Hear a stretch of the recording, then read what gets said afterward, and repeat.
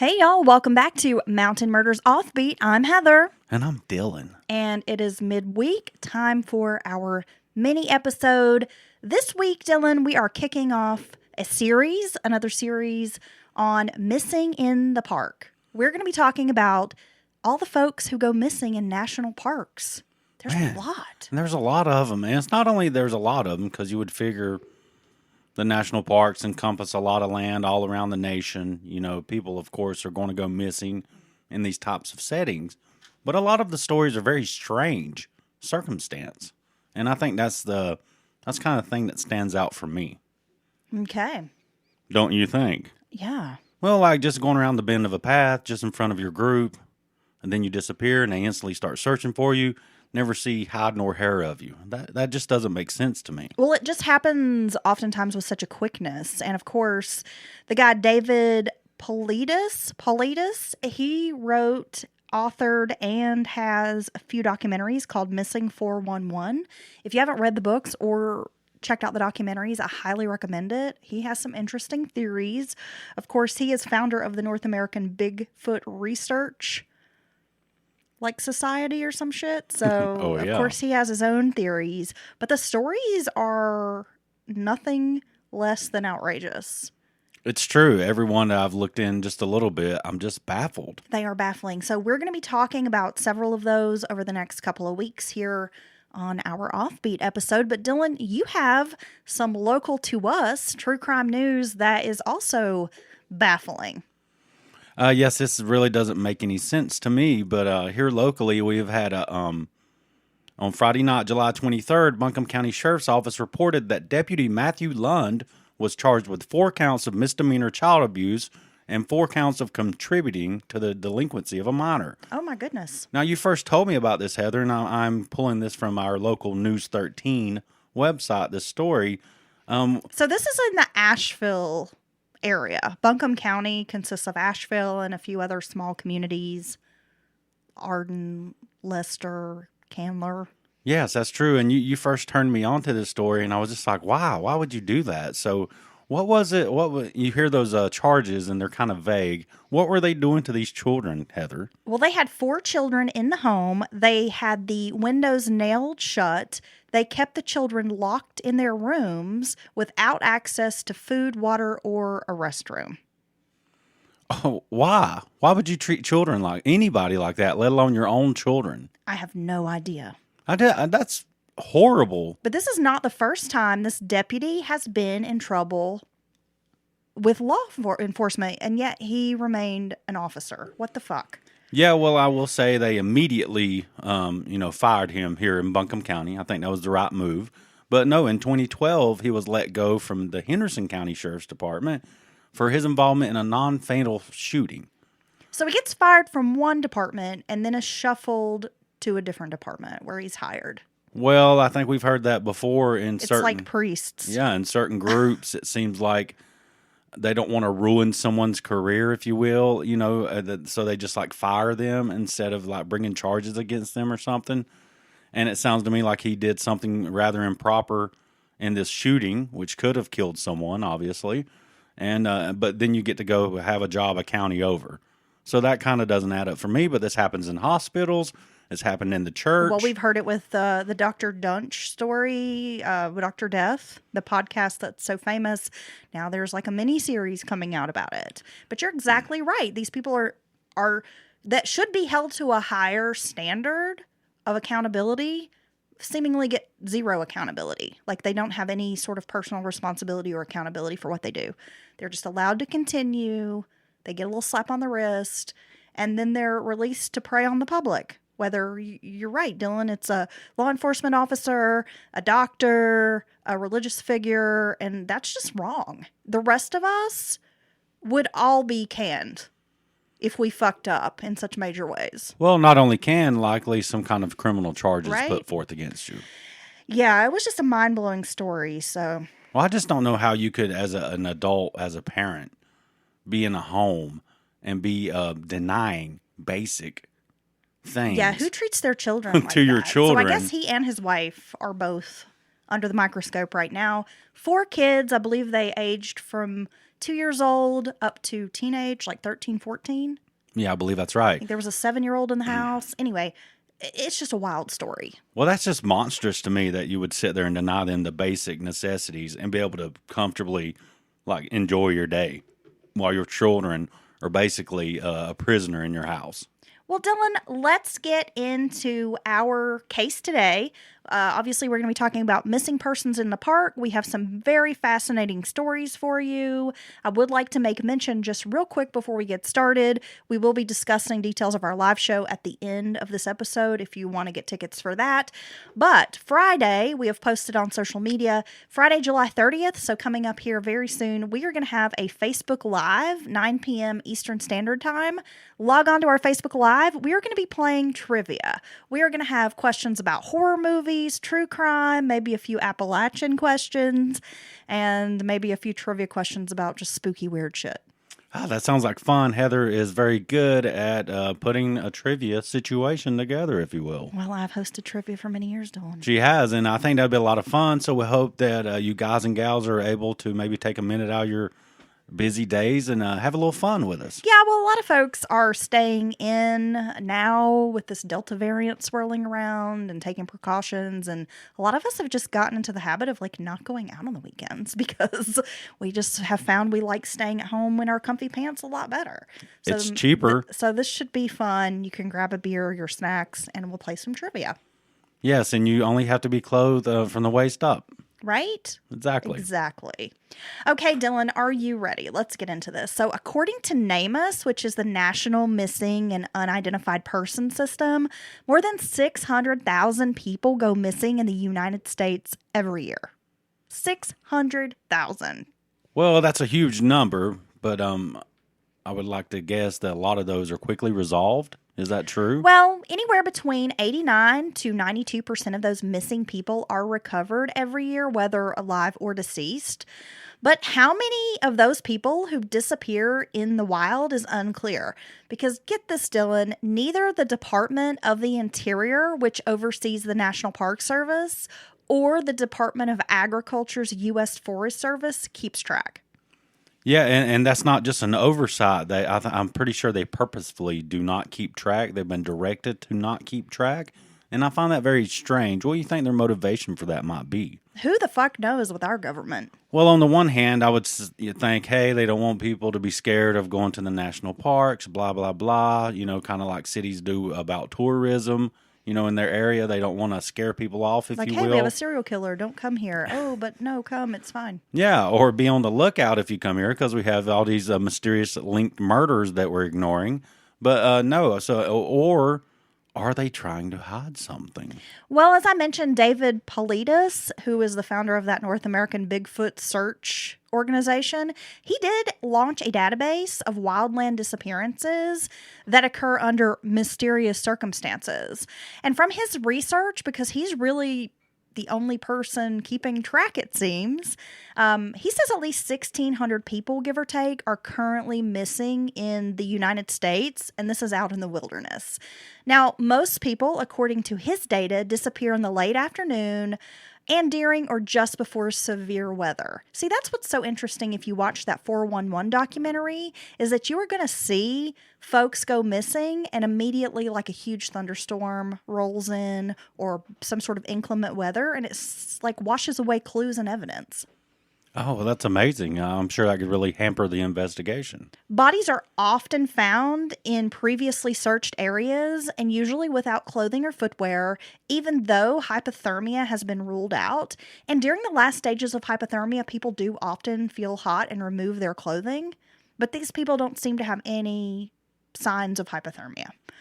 Children are sometimes found at improbably far distances, like away from where they went missing, like miles away. And we're talking like toddlers who hike 15 miles. Yeah, that doesn't make any sense. No, that doesn't make any sense at all. So the biggest obstacle to getting information about the missing people in the parks is red tape with the National Forest Service.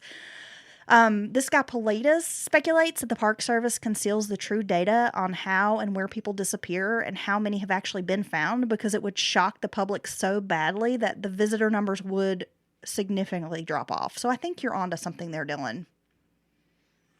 Essentially, it's like finding a needle in a haystack when you have someone missing in acres and acres and acres of like national forests, national parks, Dylan. Well, and I think that's one thing that makes these searches always a lot harder is because of the type of area they're searching in. I think we all remember Eric Rudolph famously avoided the entire world looking for him in this very type of type of environment. Well, what's really cool about this series, Dylan, I want to get into some of the cases of missing persons, but then we're also going to have some episodes dedicated to the various theories of what happens to these people. There's, of course, a lot of conspiracy theories. There's cave systems, underground, that kind of thing. But we're going to touch on all of that. Our first case takes place in 1891. Well, that's a long time ago. It was a cold November day, 1891, when 4-year-old Ottie Powell and his classmates set out in central Virginia near the Tower Ridge Schoolhouse to collect firewood. The little boy never returned. Hours after his disappearance was noticed, a search party scoured the area but didn't feel equipped to climb the rugged slopes of Bluff Mountain. Plus, they continued doing these circle searches around the schoolhouse because they just assumed there was no way a 4-year-old child could wander very far off in a short period. Yeah, that would be my thought too, wouldn't it? Wouldn't you think that? Well, yeah. They're probably close at hand, or maybe they're asleep somewhere and somebody doesn't know, and they think they're gone. But yeah, I think that's logical. It's just a 4-year-old. Early snows had fallen in the mountains, and that afternoon, freezing rain began to coat the already freshly fallen snow. Searchers thought of bringing a dog to the school to see if it could find Ottie. The dog was gone half the day on Bluff Mountain. In early April of 1892, hunters found the boy's body high on the mountain, more than 7 miles from his school. So 7 miles and up the mountain, essentially. Yeah, somehow the 4-year-old had managed to make it up rough terrain, a steep incline the entire way. The doctor that examined Ottie's body said the child probably died from exposure that first night if he had laid down to rest. That's crazy. I don't know what would motivate, even if they are physically capable, to motivate a 4-year-old to go off by themselves like that. Today, the Appalachian Trail passes the spot on the mountain where Ottie was found. There's a small marker in his memory that reads, "This is the exact spot little Ollie Klein Powell's body was found April 5th, 1892, after straying from Tower Hill Schoolhouse November 9th, a distance of 7 miles. He was age 4 years, 11 months. The Punch Bowl shelter on the AT is about 1.6 miles from the spot south of, south of the trail. You can find that shelter. But many hikers have said they encountered the boy on the footpath trying to find his way back to the one-room schoolhouse." Ooh. So there is a bit of a legend surrounding Ottie Powell, but he's a prime example of a very small child ending up miles away. Yeah, I wonder if they ever saw any other signs of violence or anything with his remains. You know what I mean? I wonder if, I guess their assumption is he died of exposure, right? Right. I mean, there were no signs of foul play. So apparently there is no signs of foul play. Well, that's just very strange that he would be that far. That's the weirdest part of it for me, is he's that far removed from where he went missing. Our second case takes place just a few years ago, and the victim is a little older. I'm talking about Derek Lueking, who was 24 years old on March 15th, 2012. Now, the man didn't show up for work, and his cell phone went unanswered. A friend called Derek's roommate, a guy named Ryan Molden, to say that Derek was a no-show for work. So Ryan, the roommate, contacts Derek's family, the Luekings, and they live in Virginia. Well, they travel all the way down through Tennessee, hoping to find their son. His family members did a check of his computer, finding that he had searched for the Great Smoky Mountains Park and that he had made a reservation at the Microtel Inn and Suites in Cherokee, North Carolina, just before disappearing. A surveillance video would later show Derek leaving the motel on March 17th. He was wearing a backpack as he left the motel. So inside the motel room, his family searches for clues. They find a liquor bottle on the floor and a Bible opened on the bed. Ooh. Yeah, and I think this is one of this comes back to hiker safety. Even if you are a loner, very adventurous person, I think you should always have someone that you let know what your plans are, where you expect, when and where you expect to be at, because that's just it's just safe, makes it a lot safer. Derek was born in Northern Virginia and graduated from Johnson University, a private Christian school in Tennessee. He worked as an orderly at Peninsula Behavioral Health Center. On the day he went missing, Derek was wearing casual attire that one might choose for a day hike. He had on dark colored track pants with white stripes, sneakers, and again, he was carrying a backpack. Now, on the same day, his family was able to retrace his steps, and they happened upon his white Ford Escape parked in an area known as Newfound Gap, which straddles the North Carolina-Tennessee line.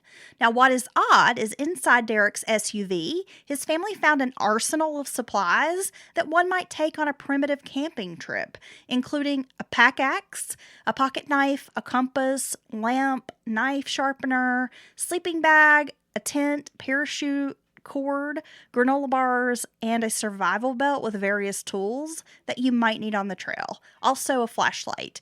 It was about $1,000 worth of gear.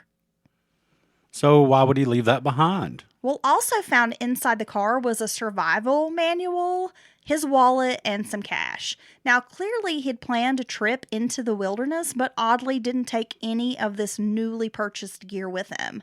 Another disturbing item found inside the vehicle was a handwritten note from Derek which read, "Don't try to follow me." Oh, that's creepy. So was Derek suicidal or did he just want to disappear? So at the time of his disappearance, Derek had been struggling with a few issues. Mainly after graduating from college, he wasn't really pleased with his direction in life. He didn't really like his job. Tim, Derek's dad, noted that his son had kind of changed earlier that year. He had started drinking and smoking, which was very out of character for Derek. And his father thought maybe it was just the stress of that transition into adulthood and just sort of blew it off. It's just a phase. He'll pass this, right? Yeah, but it always strikes me as weird, these people that they suspect may just be walking away from their lives when they leave their car and most of their belongings and their wallet and all this cash behind, because that just doesn't add up. Well, otherwise, his family and friends said that Derek didn't seem outwardly depressed or suicidal. He hadn't said anything to anyone about that. They just couldn't see a person like Derek harming himself, especially in the national park. Some speculated that the note was left by someone else to throw off authorities who might try to search for Derek. Search and rescue workers launched an intense search of this area where his car was found. Rangers interviewed other hikers and campers in the area. No one remembered seeing the young man. And this was on a busy day. It was sunny. There were a lot of folks out picnicking, hiking, and so on. Authorities speculated that he had gone off trail immediately after parking his SUV, possibly to intentionally avoid other people or potential witnesses. There was a report of someone potentially spotting him along Newfound Gap Road where, I guess, law enforcement theorized that he may have entered into the woods. However, this tip yielded no results. The search party consisted of about 60 people, including dogs. The parties were broken up into 14 groups, which searched over 70 miles of trails around Newfound Gap. That is a lot of area to cover. Wow, that's a beautiful area out there. It's gorgeous. But it's very. What do you think about this? I mean, doesn't it seem just really strange and none of it makes sense? Well, there's a very famous case of a missing person, relatively same area, and that is the story of Trini Gibson. She was a 15, 16-year-old girl who was on a field trip that went missing from Clingman's Dome. And Newfound Gap is not that far from Clingman's Dome. So that's two people missing in the same area. Yeah, and what was odd about her when she went missing is... we did cover her story on Patreon. Yeah. some while back. I'm not sure if we'll cover her for our Offbeat series, but if you want to know about Trini's story, a lot of podcasts have covered Trini's story, but you can also get the Mountain Murders version if you join Patreon. And that's true. And there's a lot of other good stuff over there, a lot of benefits. Right. Yeah, but what I found strange about her case is other people saw her. It wasn't like she just went off and never to be seen again. She was seen multiple other times by other groups of students, assuming that, she was heading back as they mustered to leave the field trip, and just never seen again. Well, she kind of went up ahead of the group. They saw her like bend down almost as if she was looking at something off trail, and then she just vanished. Yeah, that's one of those. It's a really strange. She got up ahead a little bit and then just disappeared. Yeah, there's so many stories like that.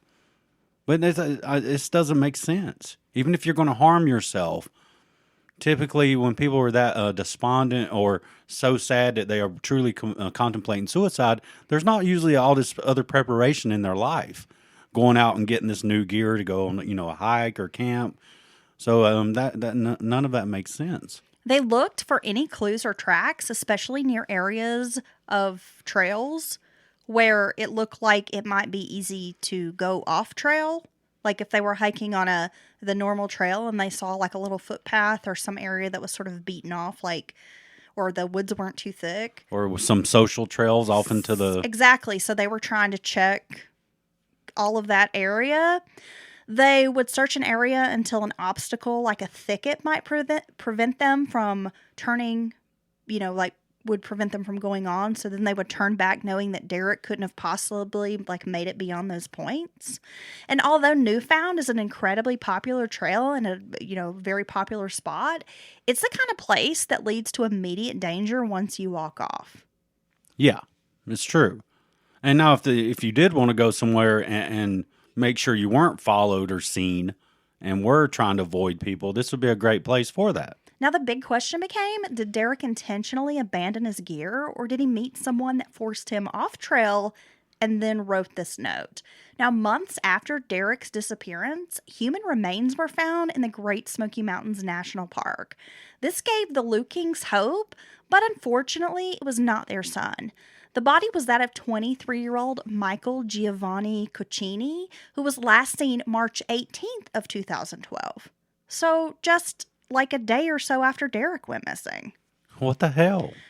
His car had actually been discovered near the Sugarlands Visitor Center along Newfound Gap on March 20th while rangers were searching for Derek. They found this abandoned vehicle, but they just assumed he was out in the woods. They didn't know he was missing and potentially dead at the time. So did they not know this person was missing till the remains were found? Well, he went hiking just a day or so after Derek. So when they are doing the search and they find his vehicle, they think he's just hiking or backpacking. He hasn't been reported missing yet. But then, of course, later he is reported missing. They found his vehicle parked. The skull fragment that belonged to Coccini was found less than a mile from where his car was discovered. And it was an area that had been searched. Well, it's a skull fragment. That might be easily overlooked. I guess. Maybe. But it just makes you wonder where the rest of the body was. Yeah. Well, Derek had been a huge fan of the show Man vs. Wild, so his family and friends thought that maybe he had planned to go out into the wilderness for a survival type of challenge, maybe deciding to leave his gear in the car. However, Derek was not particularly experienced as an outdoorsman, so this was a really foolish idea, his family said. Other possibilities are that he went out to check the trail, planning to come back, and got lost. Others thought maybe he was attacked by a wild animal and left wounded or dead. Others theorized that Derek was suicidal. Perhaps he was planning to kill himself, but that doesn't explain all of that newly purchased gear. No, it doesn't. Others found the idea of two men around the same age going missing in the same area a strange coincidence. Was something more sinister at play? No sign of Derek has ever been found since he vanished in 2012. His family still holds out hope that one day Derek will be discovered in the national park. How sad is that? No closure. You have no idea what happened.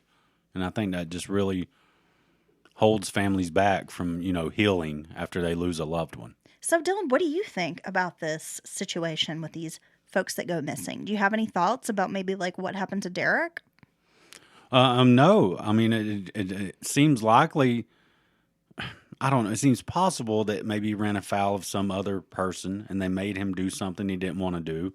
But then what's that person's motivations? Obviously not robbery, right? Because all his car's intact with valuables in it. And yeah, I just don't know. I guess their motivation could be just kill someone, right? If there's some kind of maniacal killer. There is a book, if you would like to learn more about some of these cases, called The Cold Vanish: Seeking the Missing in North America's Wildlands by John Billman. But this has actually become a really popular topic, especially for folks who are outdoors enthusiasts, or just have an interest in the fact that the park doesn't keep track of all the missing persons. Well, I don't understand what their motivation for that is. It seems like you'd want to, no matter what, if it made you look bad or caused some other problem, you'd want to keep track of this just for public safety, right? Now, this is interesting. So, there is a woman named Tanya Barba who's a Bigfoot hunter and an Olympic Project member, which, is a thing up near the Olympic Peninsula that helps try to track missing people. And she believes that Bigfoot is involved in many of the missing toddler cases. Like when you have a young child missing, she thinks it's Bigfoot. Well, as crazy as that sounds, if there is a Bigfoot and Bigfoot picked up a toddler and toted him off, that would explain how that 4-year-old got, 7 miles up a mountain in rough country. I know that sounds crazy and just totally implausible. Well, in January of 2019, there was a 3-year-old named Casey Hathaway that disappeared near his great-grandmother's home here in rural North Carolina. Temperatures dropped below freezing and rain blew sideways, like just after he went missing. 3 days later, they were able to find the boy alive, entangled in briars a quarter of a mile from where he went missing. So, this lady that thinks these toddlers may be abducted by Bigfoot, she asks the question, how does a child travel 4,000 feet in elevation in bare feet in 2 days? She is 100% certain that Casey and many of these other children are picked up by a Bigfoot. What the hell, Bigfoot? Now, I'm not saying I believe in Bigfoot. Okay, I want to be clear on that. But it would explain how some of these things happen with these little children and they get so far away. And some other people have a theory that Bigfoot's an interdimensional being, and that's why we can't, find evidence of Bigfoot. They come and they go as at their as much as they want. I don't know. There's just it gets so I don't know. It gets so weird when you talk about Bigfoot. Well, losing a family member to the unknown is probably one of the worst, if not the worst, psychological trauma a human can endure, if you really think about it. There is a researcher and family therapist named Pauline Boss who coined the term frozen grief, describing this kind of mental anguish.